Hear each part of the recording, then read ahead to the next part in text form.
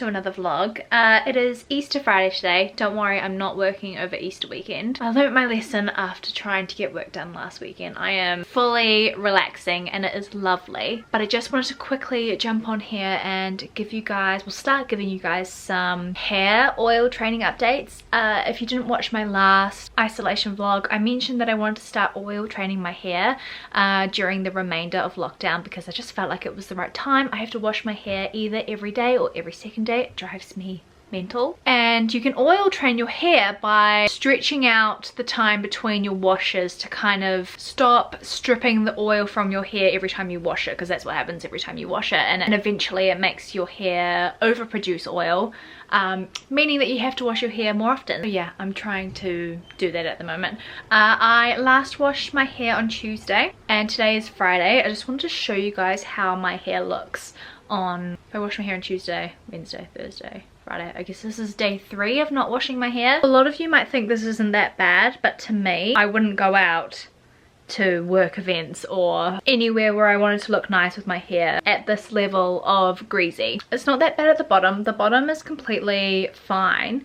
It's just up here, but I noticed that when my natural hair color starts growing out, which as you can see it's quite dark, when I've got more regrowth, that's when my hair is more oily, obviously because bleach dries hair out. But yeah, I think it's okay for now. I'm just gonna keep it in a low bun, and I think I'm gonna try and go without washing it tomorrow as well, and then I'll probably wash it on Saturday. So welcome back to the kitchen. I hope you guys don't mind me filming a lot of the stuff that I'm baking and cooking right now, because if I'm honest, it's pretty much all I'm doing.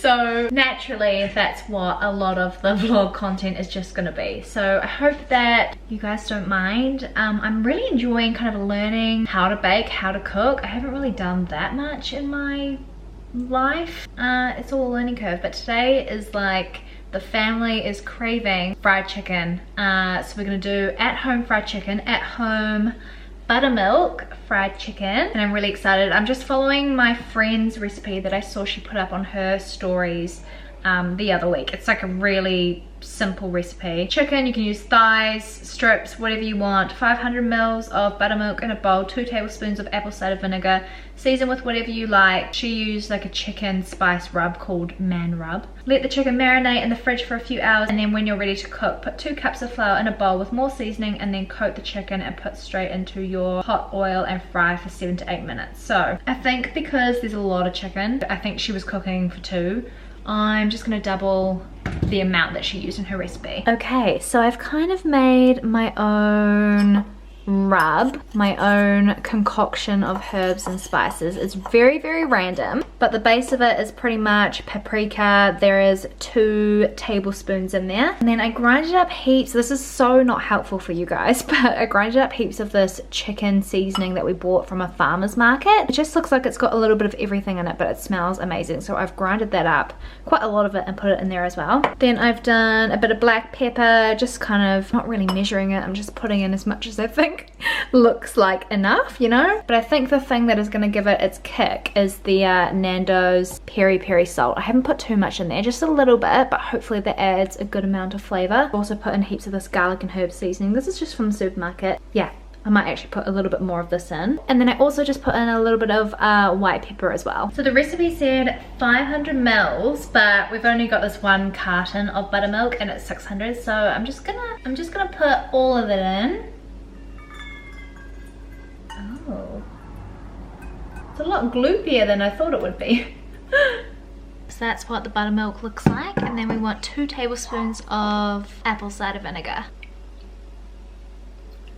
Give that a mix, and then I'm going to add some of the seasoning in. I'm not really sure how much seasoning to put in because her recipe says you put more seasoning in the coat, but I feel like it's nice to have it on the actual chicken, like underneath the deep fried coat, if you know what I mean. So I'll probably put in a decent amount and then make a bit more. So now all of the chicken is going to go in the bowl. And it's going to marinate in the fridge for a couple of hours. It's going to be like the boneless chicken strips from KFC. And it's going to be so good. I'm so excited.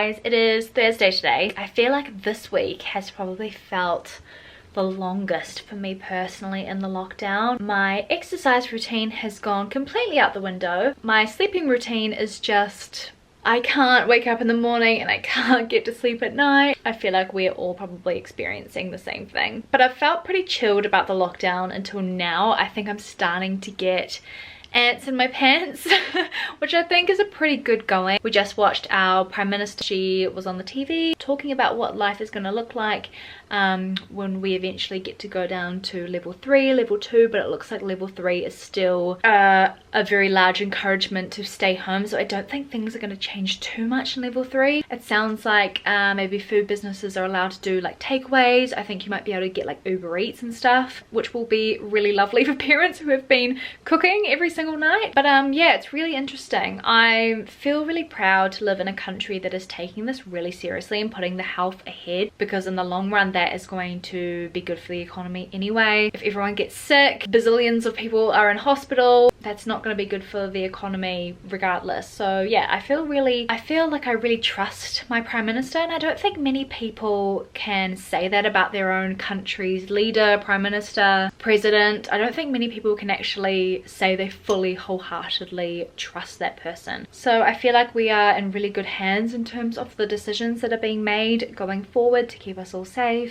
and the numbers are coming down. And yeah, in terms of statistics, there definitely is starting to feel like there's a light at the end of the tunnel, so that is a good thing. And God knows we all need some sort of positivity to cling on to at the moment. It's so cold. It's absolutely freezing. This is the first time I've worn a proper jumper this week. Every other day I've been in my massive hoodies, really snuggled up. I haven't really been vlogging that much, if I'm honest. I think I'm going to keep vlogging over the weekend so that I've got kind of lots to share with you guys. You know how it is. It's same old, same old. These lockdown vlogs are all just going to be me in the kitchen or me in my bedroom. And I know that you guys know that. I guess I'm starting to get a little bit worried that everything's starting to feel really repetitive. But I know that sometimes you guys just want to watch these sorts of vlogs just to feel like you've got a little bit of company, someone outside of your bubble to feel like you're hanging out with. So that is why I will continue to film, even if I worry that it's probably really boring.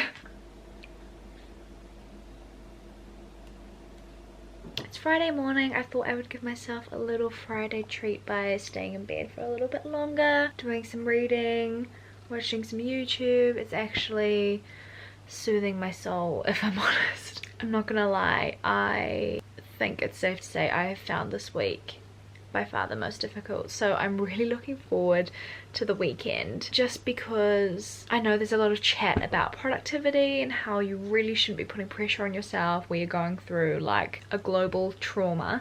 It's a little bit more difficult with my job. I'm finding that, as you can imagine, there's more people on social media. I've noticed that my followings are growing a lot quicker on YouTube and Instagram, which is so amazing, and I'm so grateful. But when that happens, I instantly think, oh my gosh, I need to be constantly churning out really good, engaging content all the time to kind of make the most of everyone being online a lot more. And I know that sounds silly, and I'm trying to tell myself to, I guess, calm down. I haven't written a blog post in about 2 weeks. So that's kind of one thing that has derailed me a little bit. But I'm trying not to beat myself up about it, because you can't write blog posts without inspiration.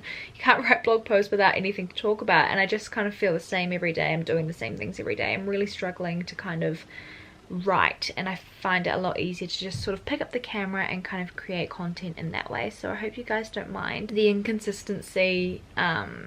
When one of my platforms is inconsistent, I get really upset about it. Like, I really beat myself up about it. And I also just have been struggling with creating content for Instagram, just like taking photos, which really is like the foundation of what I do.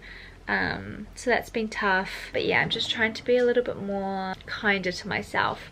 But I'm not gonna lie, I am really looking forward to the weekend, because it means that when I'm doing nothing, I don't have to feel guilty about it, which, even though I tell myself I don't need to during the week if I'm mucking around or not kind of hitting my own personal deadlines, I do feel really guilty, and it's really, really hard to not, even though I am completely aware that I shouldn't feel like that. Anyway, I'm happy it's Friday. I've got a 4 p.m. wine date with 2 of my best friends that I'm really looking forward to. And I thought I would give you a little reading update. Reading has been a bit weird at the moment because anything that's kind of too dark or depressing, I can't do it right now. But in saying that, the best books, like the best page turners, tend to be a little bit dark and twisty. So then it's difficult because I'm really struggling to kind of concentrate on a book. Like I find myself just having to reread sentences and pages all the time because I mean naturally going through what we're going through right now, our minds are just constantly scattered. But, oh, I might as well mention that I downloaded My Dark Vanessa because everybody is reading it at the moment. And I read about 4 pages and I was like, this is just not the book for me right now. I've got it on my Kindle, so maybe I'll give a crack at it later on when I'm feeling less fragile. I just needed something that was a little bit more digestible. So someone on Instagram, her mum owns a bookshop and recommended this book and I really enjoyed it. Writers and Lovers by Lily King. Look at the cute geese on the page, so cute. It was, I don't think it was too long, it was about 300 pages, so I got through it pretty fast. I got through it in about 4 days. It wasn't groundbreaking, but it was just really, what's the word? The way it was written was quite charming, which I really enjoyed. And it was about a woman who is mourning the death of her mother, which is really sad, but it's not really focused about that. It's sort of focused around her journey as a struggling writer, living with a lot of debt in Boston, on the Cambridge side where Harvard University is, which I found really interesting because Liam and I went and visited that area and had a wander around Harvard University last year. So I like reading about books that are set in random places around the world that I've been to because it kind of gives you a little bit more insight. But yeah, it was really romantic. I found myself just really invested in her journey, like in her love life, but also in her career life. It was really easy to read. I wanted to know what happened next all the time. I never got really bored. Very short and sweet. So if you're looking for something that has a really nice ending, that feels, she kind of goes on a journey where she learns about resilience, which I feel like is quite relevant to what we're all going through right now. So yeah, I just really enjoyed it, and now I'm on to a book that completely disregards everything I just spoke about because I've heard that it is quite emotional and heavy at times, but I am starting A Little Life by Yanagihara. I'm totally butchering her last name, but this seems to be a massive crowd pleaser and it's set in New York. I loved Christadora by Tim Murphy, is by far my favorite book I've written in the last year, and that was set in New York. So I was quite pleased about that. I was very keen to read a lot more about New York, but yeah, I don't know much about it apart from the fact that it's about 4 men living in New York and their lives, but I've heard it's very emotional. I think after the contentment of reading Writers and Lovers, I was ready to kind of pick up something that was a little bit more, I don't know, had a little bit more to it. I don't mind if it's a bit more emotional. I do need something that's a bit of a page turner, otherwise I know I'm just not gonna read and I'm not gonna pick up a book. I'll end up playing Spyro or watching TV instead, and I really think it's so good to be reading. It's 750 pages. The longest book I have ever read is 500, so I am a little bit intimidated, but so many of you guys recommended it, and I really trust your recommendations, so that is what I am starting. I'm definitely not going to be finishing it in 4 days like my last book. Because we believe that decisive action, going hard and going early, gave us the very best chance of stamping out the virus. And it has. We have done what very few countries have been able to do.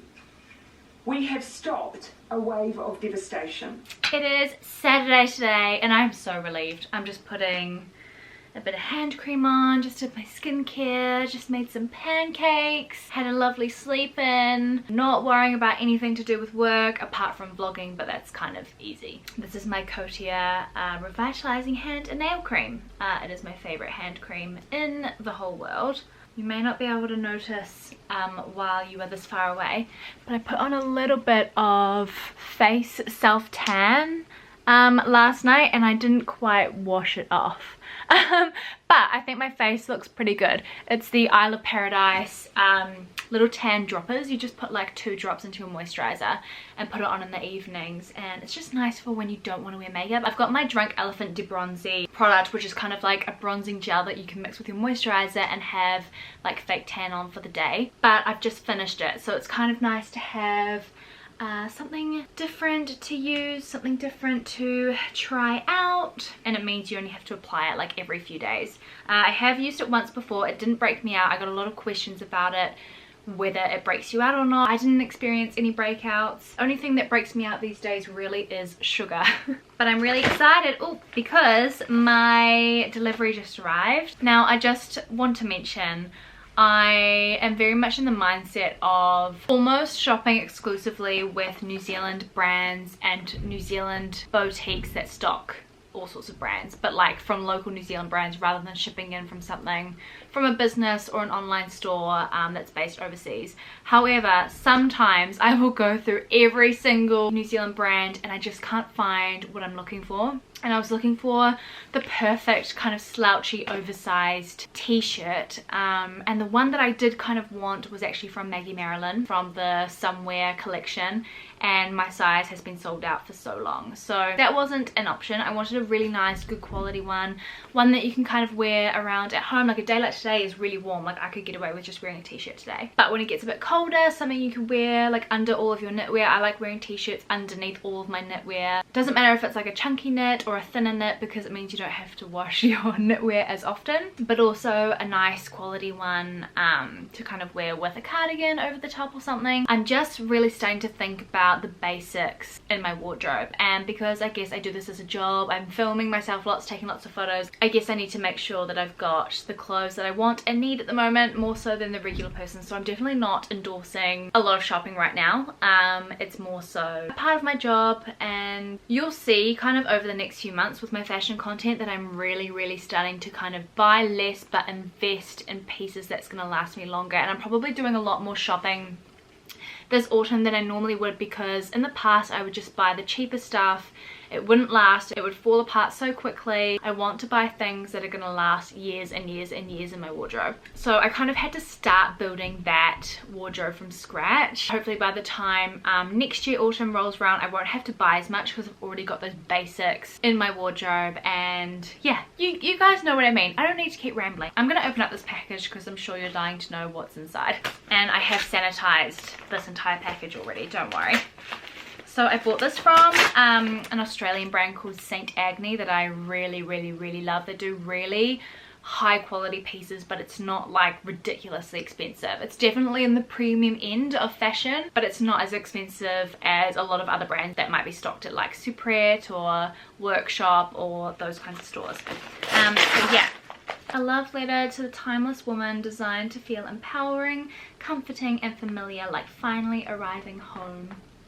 Isn't that so lovely? Very cool minimalist kind of vibe going on with their branding. And I also just realized this entire package is like brown paper. This and this. That is actually really incredible and very aesthetically pleasing as well. Okay, here is the t-shirt. Oh, the fabric already feels incredible. So it's very oversized. That actually looks absolutely perfect to me. So I wanted something that was like a proper boyfriend sized t-shirt, but wasn't my boyfriend's t-shirt, if you know what I mean. And I wanted something that had slightly longer sleeves. I know this is actually quite an oversized t-shirt, but it has shrunk in the wash. So it used to be a lot longer, but it's fine because I can still kind of like tuck it into jeans, and the arms are kind of still long. The thing is with t-shirts, I think they are the most cool and trendy and flattering looking if the arm is a little bit longer. I find t-shirts that are like this short just don't look as cool, if you know what I mean. So I normally have the mirror over on the other side of my room, but I normally keep it over here. But normally the lighting normally isn't good, but we've got quite a lot of light today, so I thought I would just show you on the side of the room. But this is what it looks like. It is the ultimate boyfriend tee style, but it's not my boyfriend's. I've paired it with gold necklace, my vintage brown and gold Coach belt, which I bought from the Glassons vintage section in their Newmarket store. And then with my Riley, a gold straight leg jeans. But I feel like this is just a look. Very slouchy, very boyfriend style, but I've also kind of tucked it in at the back. You still get a little bit of bum there and it doesn't look too masculine and oversized. I'll show you what it looks like out. So it is quite long, but I also think it would look cool just kind of undone. It drapes really nicely, and then you could just wear some really cool sneakers, black crossbody bag, slouchy cardi, or on its own. Popped on a bit of makeup because I haven't worn any in so long, and I just kind of felt like it. It's been a long time, but I'm not gonna lie, it's made me feel good. I just popped on a little bit of my Glossier Stretch Concealer where I need it, bit of my Chanel bronzer, Tom Ford cream blush, bit of Glossier brow gel. That's literally it. And then I just popped on this NARS Velvet Matte Lip Pencil in the shade Dolce Vita. It's really nice. It's kind of, I'm scared of red lipstick. I find red lipstick to be too much, but I feel like this is a really nice kind of natural red toned shade. And because I had heaps of lip balm on underneath, it didn't really apply matte. See, it's quite sheeny, but I think that's just a really nice color, and I feel like I've immediately perked up. So if you're feeling like crap, I recommend just putting on a little bit of makeup, a top you like. You will instantly feel happy. We have these cute little lizards in our backyard. This is like the closest I've ever gotten to one. I don't see them very often, but they're really cute. And if you didn't know, we don't have snakes or anything in New Zealand. We have hardly any like wild scary reptiles, but these little guys, oh, I scared them off. They're so cute, and they just live under our deck. Today has been a really exciting day because I just received this very, very kind delivery from Mecca. They basically got in touch and asked if there was anything that I specifically wanted to test out. They know that I'm doing my skincare series, so they basically wanted to see if there was anything I'd had my eye on and wanted to kind of test out. I've already tried this and I know I love it, but I just wanted to get another one of those. But I have got the new Mecca one with the AHAs, BHAs, PHAs. And that's new and I've never tried it, so I'm very excited to try that one. I'm very, very excited about the Summer Friday Super Amino Gel Cleanser. From what I've read ingredients wise, it looks absolutely amazing. Let me show you the packaging. How lush is this packaging? This is glass. So that's great. It's a lot more environmentally friendly, but from what I've read, this cleanser just looks so good as a morning cleanser or like a second cleanse. But yeah, I really just love this kind of aquamarine color. It's so beautiful. It's gonna look absolutely gorgeous in the bathroom. This Drunk Elephant F-Balm hydrating mask was released quite recently actually, so I think that's gonna be a good one going into the autumn winter. We've got our acids, the Ren, which I already love, and the new Mecca one. I've got an SPF from Mecca, which I also have already tried and I know that I love. I've also tried the Drunk Elephant with a tester, but I wanted to give the actual full size a go because apparently it's meant to be a really good one. And then the Sunday Riley, I've never tried anything from Sunday Riley before, and I wanted to get a really nourishing, thicker moisturizer that I could potentially use in the evenings. So I've got that, and then I've also got the Elemis Pro Collagen Cleansing Balm because my Estee Lauder one is about to run out. I've gone through 2 of the Estee Lauder ones. I've gone through 2 of the Clinique ones, so I was really keen to just try out another brand. And I really love Elemis. They are a British skincare brand, really, really reputable. Everyone loves them internationally in the skincare world, and yeah, their cleansing balm looks absolutely lush. So huge thank you to the Mecca girls for absolutely spoiling me.